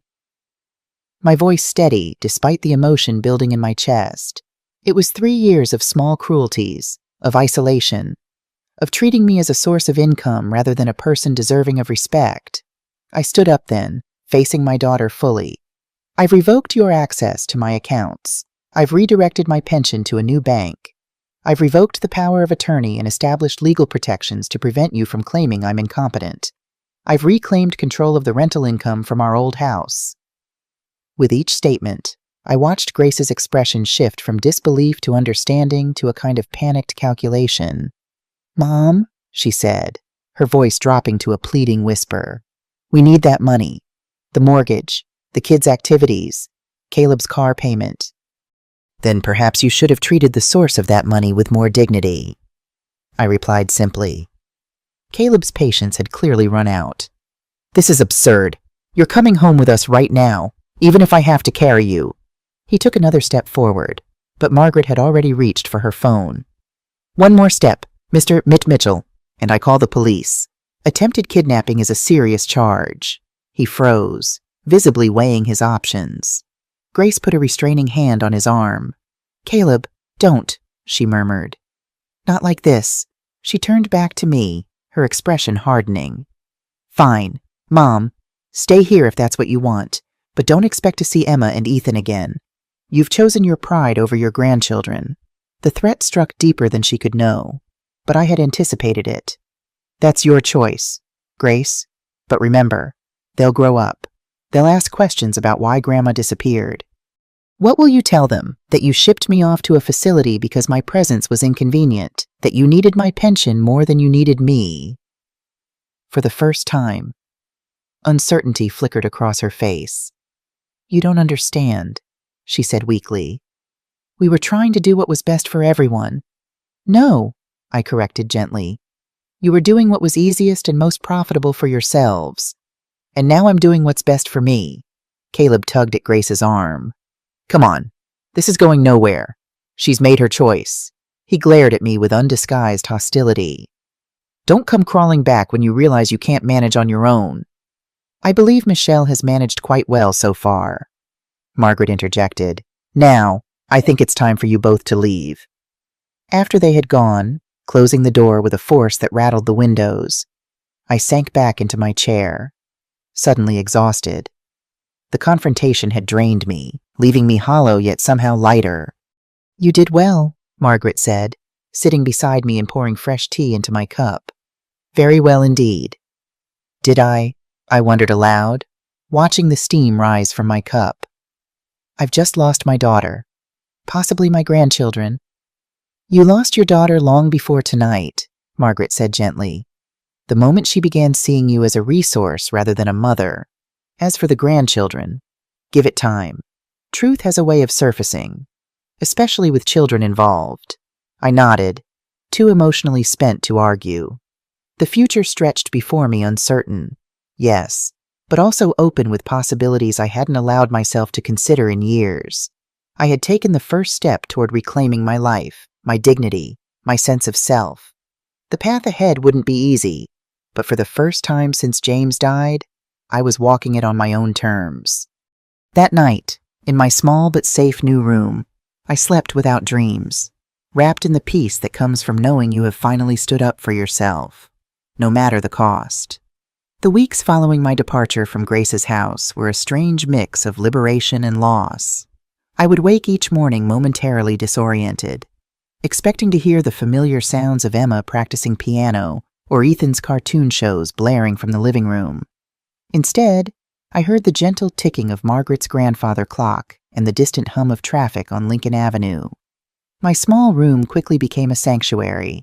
I arranged my few possessions with care, James's photo on the nightstand, my books neatly stacked on the shelf Margaret had installed. My clothes hung in the closet that smelled faintly of cedar and lavender sachets. It wasn't the spacious bedroom I'd had at Grace's, but it was mine in a way that space had never been. You're looking more like yourself every day, Margaret commented one morning in late January as we shared coffee at her kitchen table. There's color in your cheeks again, I smiled, warming my hands around the mug. I feel more like myself, too. It's strange I didn't realize how much energy it took just to exist in that house. Always walking on eggshells, always trying to anticipate what might trigger criticism. Margaret nodded sympathetically. When you're constantly braced for the next blow, it takes a toll. And blows had continued to come. Even after my departure, Grace had followed through on her threat to cut off contact with the grandchildren. My attempts to send them cards for Valentine's Day had been returned unopened. My attorney reported that Grace had indeed consulted a lawyer about having me declared incompetent, but the attempt had gone nowhere in the face of Dr. Wright's clear statement of my cognitive capacity. The most surprising development came in early February, when I received a call from Jennifer Phillips, Grace's neighbor. Michelle, it's Jennifer, from next door to Grace. I hope you don't mind my calling. Margaret gave me your number when I ran into her at the grocery store. Not at all, I replied, curious about this unexpected contact. How are you, Jennifer? I'm well, thank you. She hesitated. I wanted you to know that Emma and Ethan ask about you all the time. They miss you terribly. My heart clenched. I miss them too, more than I can say. Grace told everyone you had a mental breakdown and had to be placed in a facility, Jennifer continued, her voice lowering conspiratorially. But Ethan let slip that you'd left a note saying you were fine and living with your friend. The poor kids are so confused. I sighed, unsurprised but still disappointed by Grace's fabrication. Thank you for telling me this, Jennifer. It helps to know what they've been told. There's something else, she added. They're selling the house. I saw the realtor's sign go up yesterday. It's not officially listed yet, but Emma told my daughter they're moving to a smaller place. This news did surprise me. The house had been Grace and Caleb's pride and joy, a symbol of their success, with its large yard and prestigious address. Selling it seemed drastic. Do you know why? I asked, though I suspected the answer. Emma said something about money problems, Jennifer replied. I think your departure might have affected their finances more than they anticipated. After we hung up, I sat for a long time on the edge of my bed, processing this information. The image of Emma and Ethan confused and missing me brought tears to my eyes. But the news about the house sale confirmed what I had already known. My financial contribution had been far more significant to their lifestyle than they had ever acknowledged. Part of me felt a vindictive satisfaction. They had planned to discard me while continuing to benefit from my pension. Now they were facing the consequences of losing that income. But the larger part of me felt only sadness. This wasn't the future I had wanted for any of us. February turned to March, and with the changing season came unexpected new directions in my life. Margaret had introduced me to her book club, a group of vibrant women in their 60s and 70s who met weekly at the local library. Through them, I connected with the community center's volunteer program and began spending Tuesday afternoons helping elementary school children with reading skills. You were a teacher once, weren't you? Asked Eleanor, the white-haired program coordinator, after observing my session with a struggling third grader. English literature, high school level, I confirmed. But that was decades ago. You haven't lost your touch, she said approvingly. We could use someone with your skills in our adult literacy program too, if you're interested. By April, I was volunteering 3 days a week with children's reading on Tuesdays, adult literacy on Thursdays, and the Senior Center's memoir writing group on Fridays. For the first time in years, I felt useful, valued for my knowledge and abilities rather than merely tolerated for my pension check. My financial situation had stabilized as well, without Grace and Caleb siphoning off most of my income. My modest pension and the rental income from our Lincoln Park house proved more than adequate for my needs. I insisted on paying Margaret fair rent for my room, though she protested it wasn't necessary. We agreed on a mutually beneficial arrangement, I reminded her. Not charity. I had even begun setting aside a small sum each month for Emma and Ethan's future education.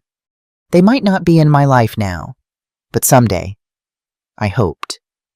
We would reconnect, and I wanted to have something tangible to show that they had remained in my thoughts and plans. The only shadow on my new life was the persistent ache of missing my grandchildren. I kept their photos on my dresser, bought books I thought they might enjoy when they were older, and sometimes found myself absent-mindedly picking up small treasures for them, a pretty stone for Emma's collection, a toy dinosaur that reminded me of Ethan's fascination with prehistory. Have you thought about reaching out to Grace again? Margaret asked one evening in late April as we worked on a jigsaw puzzle in her living room. I carefully placed a piece in the developing landscape before answering. Every day. But what would be different? She made her position clear. People change, Margaret observed, especially when reality forces them to confront their mistakes. I considered this. You think selling the house might have been a wake-up call for her? It's possible, Margaret said, studying a puzzle piece thoughtfully. Financial necessity has a way of clarifying priorities. I wasn't ready to make that overture. Not yet. The wound of Grace's betrayal was still too raw, the memory of her willing participation in the Fernwood plan too vivid. but Margaret's words planted a seed that would germinate in the weeks to come. May brought unexpected news through my attorney. "Mrs. Nelson," Michael said when I answered his call, "I've received a communication from your daughter." My pulse quickened. "What does she want?" "It's rather unexpected. She's requesting permission to visit you." I sat down abruptly, caught off guard. "Visit me. Did she say why?" "Her email was brief," he replied. "She wrote that she would like to speak with you in person and is willing to meet on neutral ground, at a time and place of your choosing, with or without my presence as you prefer." I was silent, processing this development.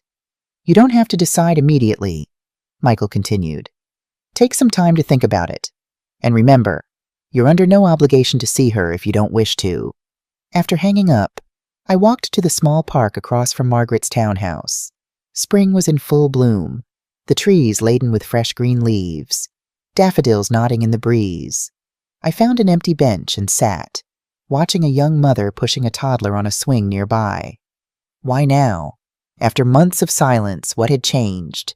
And more importantly, was I ready to face Grace again? To risk reopening wounds that had only begun to heal? I thought of Emma and Ethan, of the possibility, however slim, that this might be a step toward reconnecting with them. I thought of the decades of love and shared history between Grace and me that had preceded these difficult years.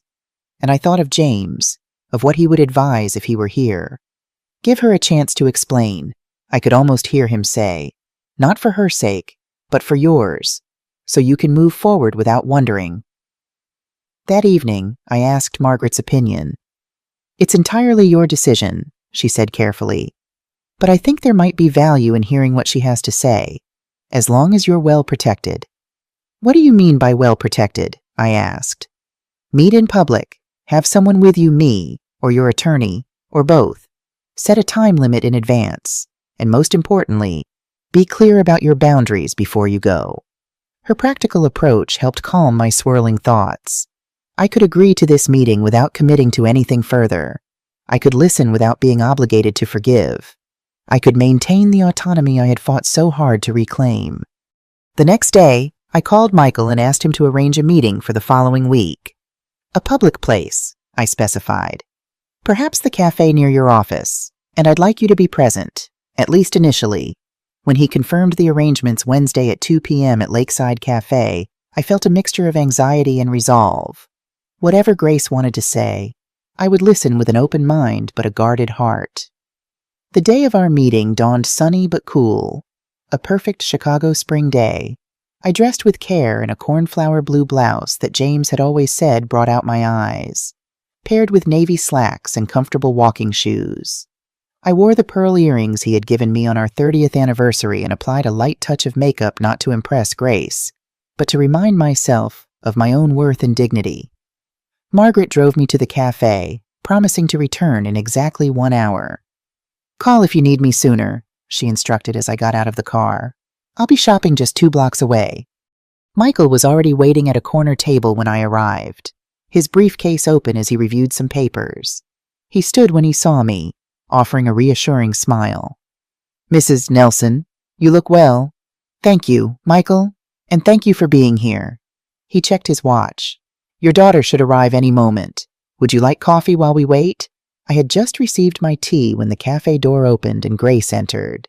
She looked thinner than I remembered, her face drawn, dark circles shadowing her eyes.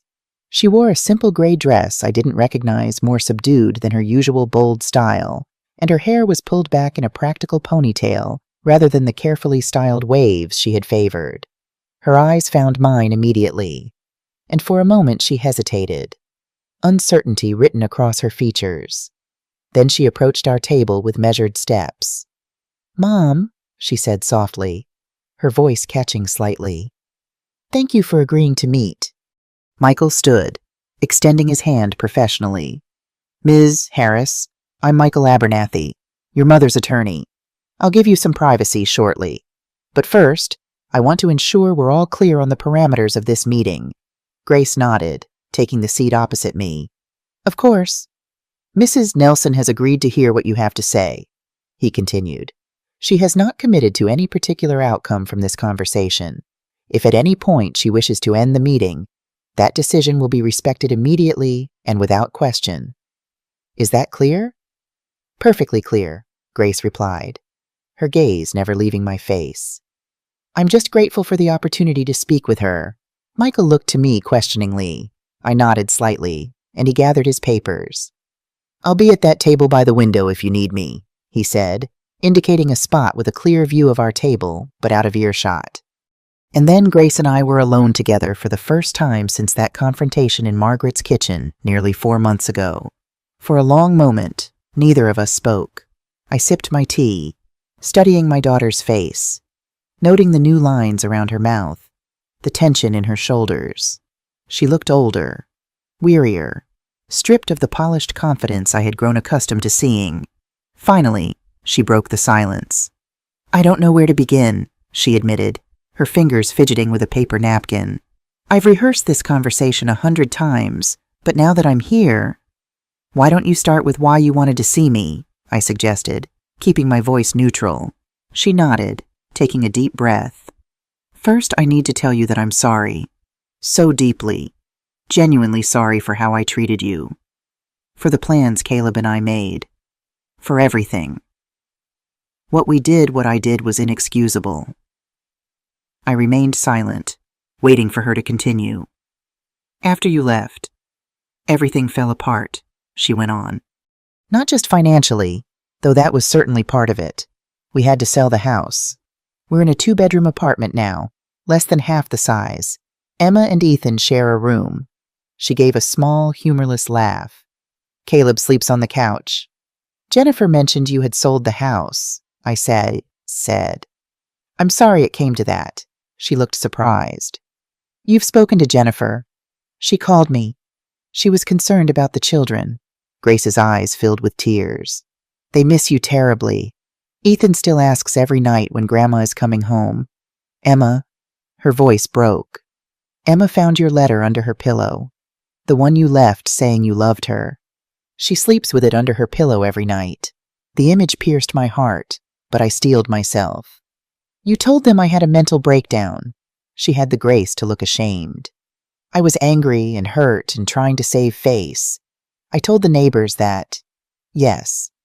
But I told Emma and Ethan the truth that you had gone to live with your friend because you weren't happy at our house anymore. I hadn't expected this honesty. Thank you for that. At least, Mom, She hesitated, then continued in a rush. I need to tell you what's happened since you left. It's not to make excuses, just to help you understand why I'm here today. I nodded for her to continue. The financial impact was immediate. Of course, without your contribution. We couldn't make the mortgage payment. We tried to sell quickly, but the market was down. We barely broke even after paying what we owed. She paused, taking a sip from a glass of water. But the money wasn't the worst part. It was seeing myself through Caleb's eyes once the pressure was on. He became different, cold, calculating, angry all the time. He started speaking to me the way we had spoken to you. My eyebrows rose at this revelation, but I said nothing. About 2 weeks after we moved to the apartment, I found him going through my personal emails. He was looking for my life insurance information, checking if it would cover our debts if something happened to me. Grace, I breathed, genuinely alarmed. Did he threaten you? She shook her head quickly. Not explicitly, but the way he looked at me that night. I took the kids to a hotel. The next day, I filed for separation. I hadn't anticipated this turn of events. Where is Caleb now? He moved to Milwaukee for a new job. We're finalizing the divorce. He gets the kids 1 weekend a month, but he's already missed 2 visits. Her expression hardened momentarily. He got what he wanted from me, my savings, my good credit score. Once those were gone, so was he. I felt a complex mix of emotions, vindication that Grace had finally seen Caleb's true nature, concern for her well-being, worry about the children, and a lingering wariness about her motives for this meeting. I'm sorry it ended that way, I said cautiously. That must be difficult for you and the children. It's been the hardest 3 months of my life, she acknowledged. but also clarifying. I finally understand what you meant about dignity, about being valued for who you are, not what you can provide. She reached across the table, stopping just short of touching my hand. Mom, living through this has made me realize exactly what we put you through. The humiliation, the isolation, the fear of having no control over your own life. I experience it every day now. Her eyes met mine, filled with genuine remorse. I can never undo what I did to you. I can never take back Christmas Eve, or the Fernwood plan, or any of it. But I want you to know that I understand now. And I am so sorry. The raw emotion in her voice touched something deep within me. This was not the composed, calculating daughter who had plotted to warehouse me in a cut-rate facility. This was a woman broken by her own mistakes, humbled by consequences, genuinely seeking to make amends. Why are you telling me all this now? I asked, still cautious. She straightened slightly in her chair. Because I want to start rebuilding. If you'll let me. Not for financial help, I'm figuring that out on my own. I've taken a second job on weekends when the kids are with my mother-in-law.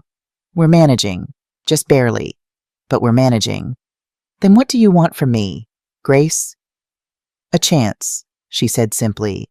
A chance to show you that I've changed. A chance for Emma and Ethan to have their grandmother in their lives again. They're the innocent ones in all this. Mom, they don't understand why the person they love most in the world disappeared. I felt my resolve wavering. The thought of seeing my grandchildren again, of holding them close, reading them stories, watching them grow, it was powerfully tempting. But could I trust Grace not to revert to her old patterns once the initial crisis had passed? I need time to think about this, I said finally.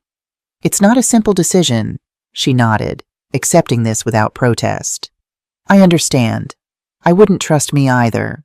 After everything, she reached into her purse and withdrew an envelope, placing it carefully on the table between us. These are for you. Emma drew the pictures. Ethan dictated the letter to me because he's still learning to write. My fingers trembled slightly as I took the envelope but didn't open it. Mom, Grace said, her voice barely above a whisper. I don't expect forgiveness. I haven't earned it. But if you could find it in your heart to consider some kind of relationship, even if it's just occasional supervised visits with the kids, it would mean everything to them. And to me, she stood, gathering her purse. I've taken enough of your time. Thank you for listening. You can contact me through Mr. Abernathy if you decide you want to talk again. As she turned to leave, I found myself speaking. Grace, she paused, hope flickering across her face. How are you really doing, truly? The simple question, the motherly concern it conveyed, seemed to catch her off guard. Her carefully maintained composure cracked, and for a moment I glimpsed the vulnerable child she had once been. I'm scared all the time, she admitted softly. Scared I can't provide for the kids. Scared I'll lose our apartment. Scared I've ruined every important relationship in my life beyond repair. She gave a small, sad smile. But I'm also determined. Determined to be better than I was. To learn from my mistakes. To be the kind of mother you were to me before I forgot what that looked like. With that, she turned and left the cafe, her shoulders straight despite the evident weight she carried. Michael approached my table as the door closed behind her. Are you all right, Mrs. Nelson? I think so, I replied, though in truth I felt emotionally drained. It was not what I expected. Would you like me to call your friend to pick you up? I nodded gratefully. And while Michael made the call, I finally opened the envelope Grace had left. Inside were 2 crayon drawings from Emma, one of our family, with me standing between her and Ethan, all of us holding hands. The other of what appeared to be Margaret's townhouse, with me waving from a window. Beneath my figure, in her careful second-grade handwriting, she had written, "We miss you, Grandma. Please come back." Ethan's contribution was a dictated letter in Grace's handwriting, adorned with dinosaur stickers. Dear Grandma, I am sad you don't live with us anymore. Mommy says you were not happy at our house. I am sorry we made you sad. I promise to be extra good if you come visit us. I learned to tie my shoes all by myself. Can you come see I love you more than T-Rex loves meat? Love, Ethan. Tears welled in my eyes as I carefully returned these treasures to the envelope. By the time Margaret arrived, I had composed myself, but she immediately sensed my emotional state. How did it go? She asked as we walked to her car. It was illuminating, I replied, still processing. Grace has separated from Caleb. They're getting divorced. Margaret's eyebrows shot up. Well, that is unexpected. During the drive home, I shared the details of our conversation, including Grace's apology and request for a second chance. What are you thinking? Margaret asked when I had finished. I gazed out the window at the familiar streets of Chicago passing by. I'm thinking that people can change when circumstances force them to confront the consequences of their actions. I'm thinking that my grandchildren shouldn't suffer for their parents' mistakes. And I'm thinking that holding on to anger, justified as it may be, is exhausting. Margaret smiled slightly. That sounds like you're leaning toward giving her another chance. A carefully measured chance, I clarified. With clear boundaries and expectations. That seems wise, she agreed. And where would these carefully measured meetings take place? You're welcome to use my home, of course. I considered this. Neutral ground might be best, at least initially. Perhaps the park near your house, or even the community center where I volunteer. Somewhere public, but with space for the children to play. By the time we reached Margaret's townhouse, I had made my decision. I would offer Grace a path to reconciliation, not an immediate restoration of trust, but a series of small steps that could, over time, rebuild what had been broken. I called Michael that evening and asked him to arrange another meeting, this time at the community center where I volunteered. Tell her she can bring the children, I instructed. And tell her I'm willing to listen to her proposal for moving forward. The next few days passed in a blur of anticipation and preparation. I bought small gifts for Emma and Ethan, nothing extravagant, just tokens to show I had been thinking of them. I discussed with Margaret what reasonable boundaries might look like in this new chapter of my relationship with Grace, and I reflected on what forgiveness truly meant in this context. Forgiveness, I concluded, didn't mean forgetting what had happened or pretending it hadn't hurt. It didn't mean removing all consequences or instantly restoring trust. It meant choosing to release the consuming anger that had served its purpose in propelling me to action. It meant opening the door to possibility without abandoning the wisdom I had gained through painful experience. On Saturday morning, I arrived at the community center early, arranging a corner of the children's reading room with comfortable chairs and a low table stocked with books, crayons, and paper. Eleanor, the program coordinator, had been delighted to offer the space when I explained the situation. Family reconciliation is always welcome here, she had said warmly. At precisely 11 a.m., the door opened and Grace entered, holding Ethan's hand while Emma followed close behind. The children spotted me immediately. Grandma! Ethan broke free of Grace's grasp and hurtled toward me, flinging himself into my arms with such force that I nearly lost my balance. His small body was warm against mine, his arms wrapped around my neck in a stranglehold of affection. Emma approached more slowly, her expression a mixture of joy and uncertainty. Is it really you? Grandma, are you really here? I'm really here, sweetheart, I assured her, extending one arm while still holding Ethan. She moved into my embrace, and for a long moment, the three of us simply held each other, a tangle of arms and whispered endearments and tears mine, not theirs, over their heads. I met Grace's gaze. She stood apart, watching us with a bittersweet smile, allowing the children this moment without interruption. I saw in her eyes a mixture of regret for what had been lost and hope for what might still be salvaged. Eventually, the children's excitement gave way to a torrent of news and questions. Emma had lost a tooth. Ethan had learned to count to 100. Their new apartment had a park nearby with the biggest slide ever. Did I still have my yellow bedroom?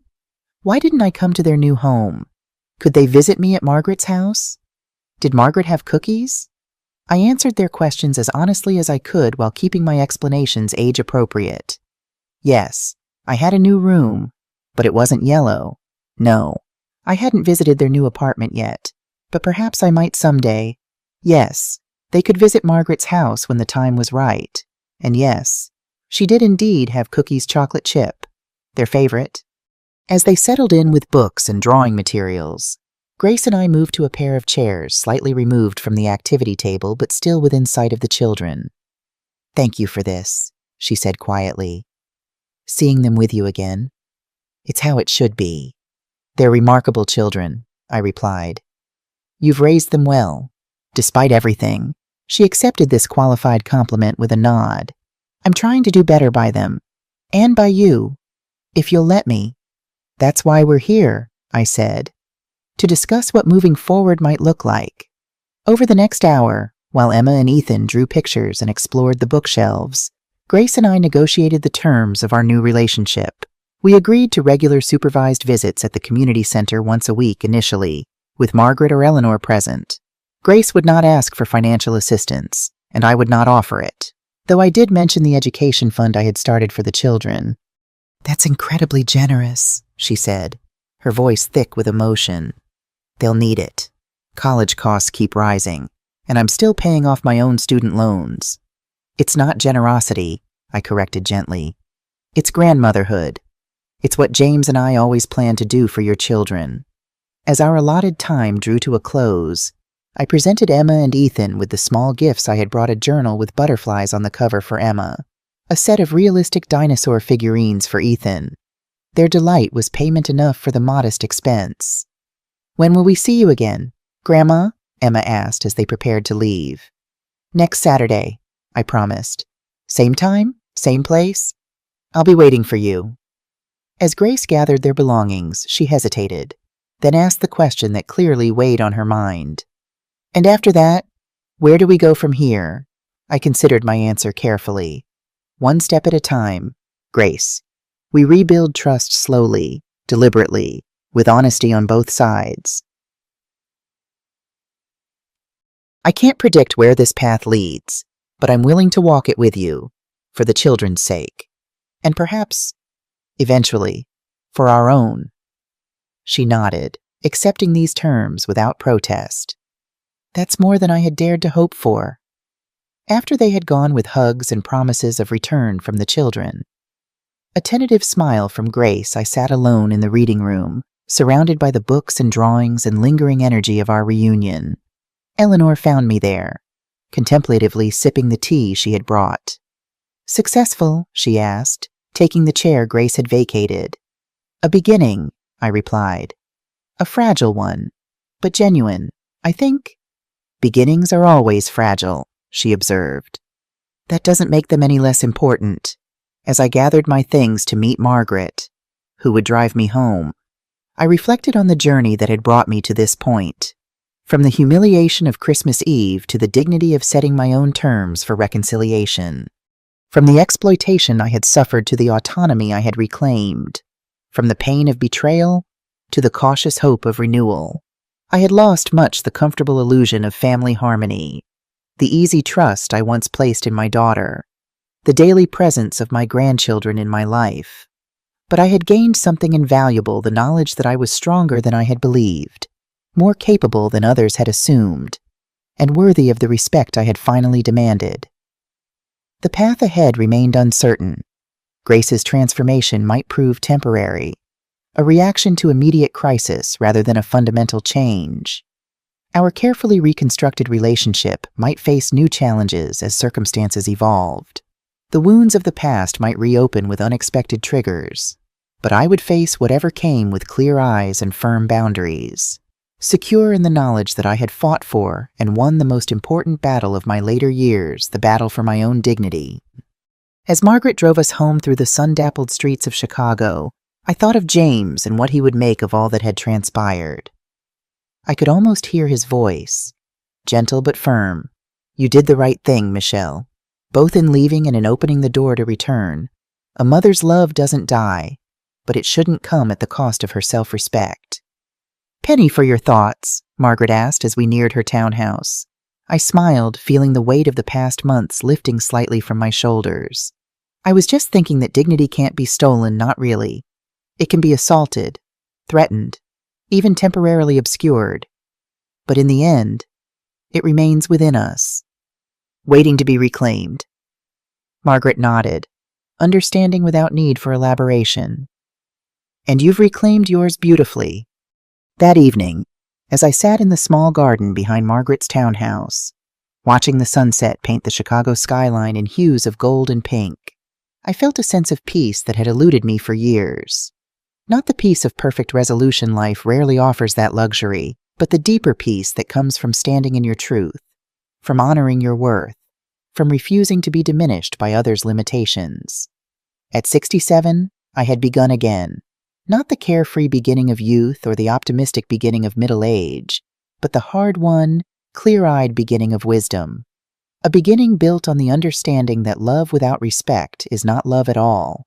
That family ties can bind too tightly if not balanced with healthy boundaries.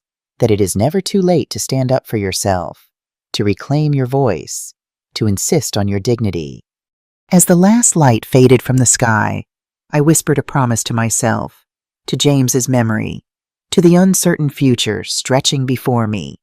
I will not surrender my dignity again, not for convenience, not for peace, not even for love, because without dignity, none of those things can truly exist. What would you do if you were in my place? Have you ever been through something similar? Comment below. If you enjoyed this story, you might also like The Inheritance Test and When My Son-in-Law Tried to Take Everything, two other stories that are channel favorites.